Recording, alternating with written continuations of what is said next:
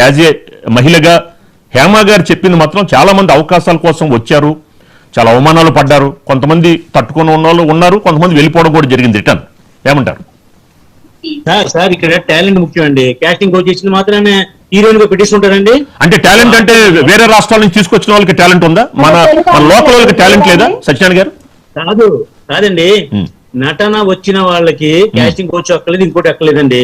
నటన రాని వాళ్ళకి ఈ ప్రలోభాలు పెట్టి ఆవిడ ప్రలోభాలు పెడతారేమో తప్ప యువతల వాడు డైరెక్టర్ గాని పెద్ద ప్రొడ్యూసర్ గాని డెఫినెట్ గా నటన రాని వాళ్ళు ఎంత క్యాచింగ్ కోచ్ చేసినా ఇంకోటి చేసినా కూడా వాళ్ళు యాక్సెప్ట్ చేయరు. రామ్ సత్యనారాయణ గారు మరి వేరే రాష్ట్రం నుంచి తీసుకొచ్చుకుంటున్నారు, వాళ్ళకి తెలుగు భాష రాదు, వాళ్ళకి హిందీలో కన్వర్ట్ చేసి చెప్పాలి, మరి వాళ్ళు మనకన్నా వాళ్ళు ఎక్కువగా అంటే ఒక నటనలో వాళ్ళు జీవిస్తున్నారంటారా? మీరు చెప్పే వ్యాఖ్యలు అంటే మన తెలుగులో ఉన్న వాళ్ళకి నటన రాదు అనేదనా? ఇప్పుడు మనం వేరే రాష్ట్రం నుంచి హీరోయిన్లు తీసుకొచ్చుకుంటున్నాం, కాదండి మీరు చెప్పే దాంట్లో మీరు కొంత కవర్ చేస్తున్నట్టు కనిపిస్తుంది. నేనేం కవర్ చేయట్లేదు. 100% కాస్టింగ్ కోచ్ అనేది లేదు. 1% ఎక్కడో ఉండొచ్చు. మొన్న ఎవరో మీ ఇంటర్వ్యూలో చెప్పారు చూడండి, కావడి 2014లో నన్ను బాలకృష్ణ ఇలా అన్నాడు లేదా అలా అన్నాడని. అప్పుడు ఏమైంది నువ్వు? అప్పుడు నోరేమైంది? అప్పుడు నీకు అవకాశం కోసం వేస్తాను, ఇప్పుడేమో నోరు వెలుగుతుంది అలాగే. అప్పుడే ఆప్ చేయొచ్చు కదా, అప్పుడే మీడియాకి వెళ్ళొచ్చు కదా. అంటే మీకు అవకాశం కావాలి. పైగా నాకు బాగా తెలుసండి. నేను వచ్చేసి మన తెలంగాణ ఉద్యమంలో కూడా మీతో బాగానే కలిసి మాట్లాడాను, మీరు బాగా తెలుసు నాకు.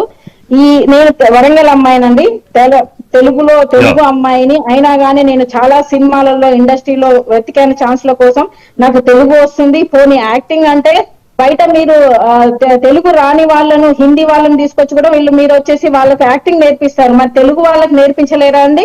ఇదే నేను తెలుగు ఇండస్ట్రీలో అన్ని రకాలుగా అందరి ఎవరైతే ప్రొడ్యూసర్స్ డైరెక్టర్స్ ఉన్నారో అందరి దగ్గర నేను తిరిగానండి. కొన్ని ప్రాబ్లమ్స్ వల్లనే నేను వచ్చేసి సినిమా అనే దానికే ఫుల్ స్టాప్ పెట్టాను.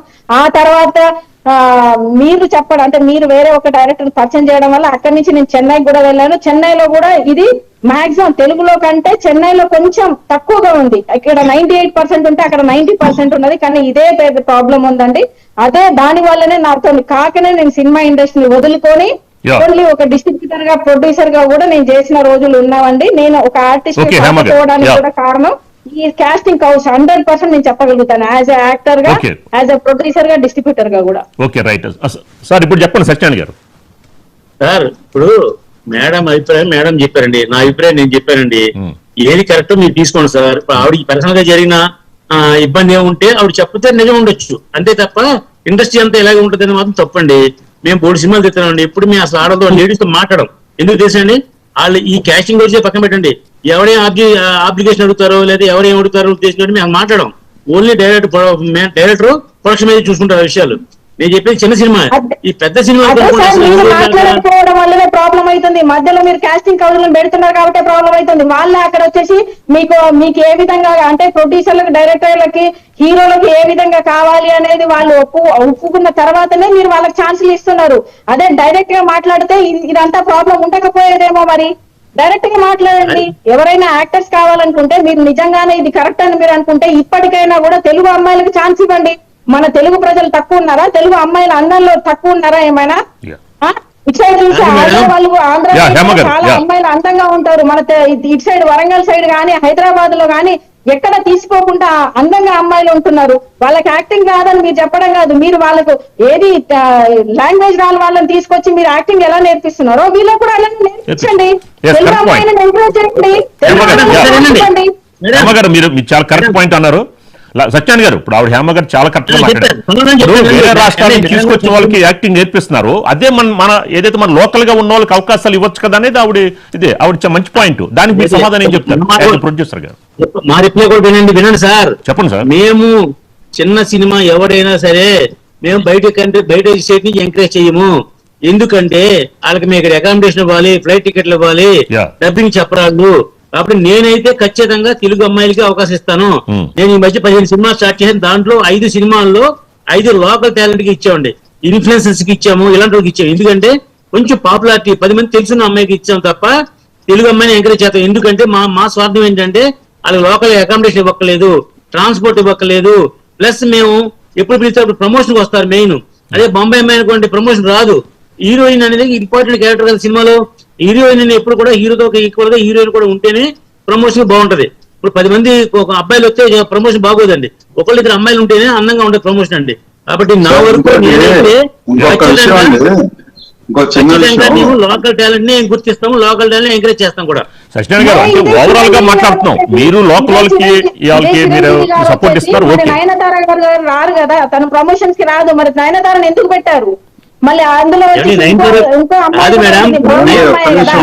గారు ఇది క్రియేటివ్ ఫీల్డ్ అండి, ఇది ఇండియాలో క్రియేటివ్ ఫీల్డ్. హాలీవుడ్ వాళ్ళనో లేకపోతే ఫ్రెంచ్ వాళ్ళనో తీసుకొచ్చి పెట్టుకోవట్లేదు కదా, మన ఇండియన్సే కదా అందరూ.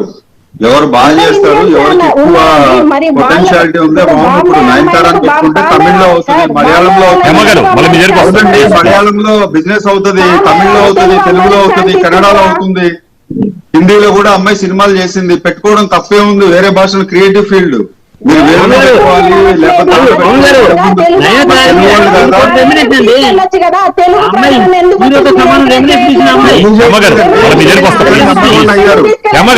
పవన్ గారిని చెప్పనివ్వండి, మళ్ళీ మీ దగ్గరికి వస్తాను. విజయశాంతి గారు నెంబర్ 1 అయ్యారు. మన తెలుగు ఇండస్ట్రీ నుండి వెళ్ళి హిందీలో కూడా చేశారు. కర్తవ్యం సినిమా హిందీలో కూడా డబ్బింగ్ అయింది, రీమేక్ అయింది కూడా, అక్కడ కూడా ఆవిడే చేసింది. తర్వాత శ్రీదేవి ఇక్కడ తెలుగు నుండి అక్కడికి వెళ్ళి అగ్రశ్రేణి తారైంది. మన తెలుగు వాళ్ళు కాదా వీళ్ళంతా, శ్రీదేవి గాని విజయశాంతి గాని ఇంకే చాలా మంది ఉన్నారు. అదేంటి అంటే వన్ సైడెడ్ ఎందుకు మాట్లాడుతున్నారు మీరు? 1%, 2%, 99% అని ఎలా చెప్తారు మీరు?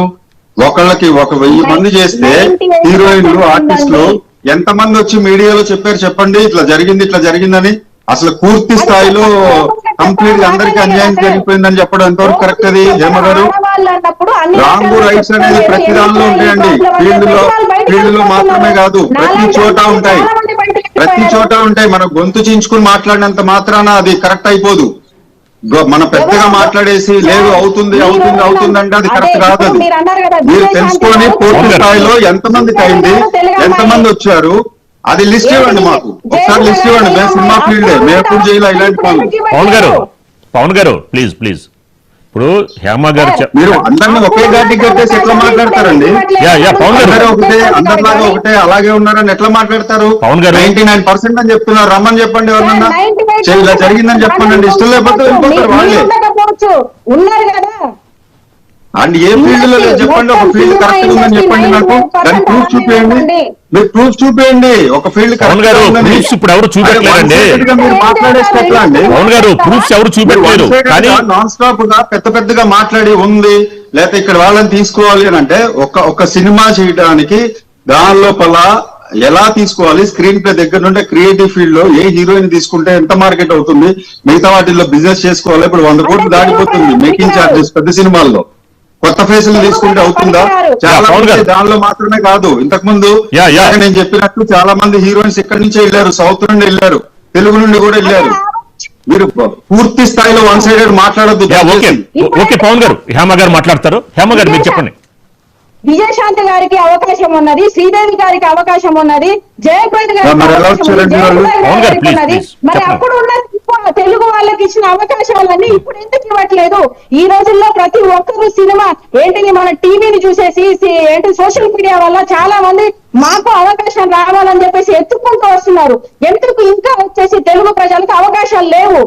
అది క్రియేటివ్, అది డైరెక్టర్ మీద ఆధారపడి ఉంటుందండి. వాళ్ళ ఫేసులు నచ్చచ్చు, లేకపోతే వాళ్ళు దీనికి సరిపోతారు క్యారెక్టరైజేషన్ అని ఆవిడ అదే మాట్లాడుతున్నారండి. సేమ్ సింగిల్ సైడ్ విషయాన్ని దానికే చెప్తున్నాను నేను. ఇంతవరకు మాట్లాడారు, విన్నాం కదా, సేమ్ అదే కదా మాట్లాడారు, అదే టాపిక్ మాట్లాడుతున్నారు. సహేతుకంగా నిర్ణయాత్మకంగా ఇంతమంది వచ్చారు, ఇంతమందికి ఇట్లా జరిగింది, పదుల సంఖ్యలో కూడా లేరండి. ఇప్పటివరకు 1000 మంది వచ్చుంటారు, 10 మంది 20 మంది కూడా ఇవ్వలేదు వచ్చి.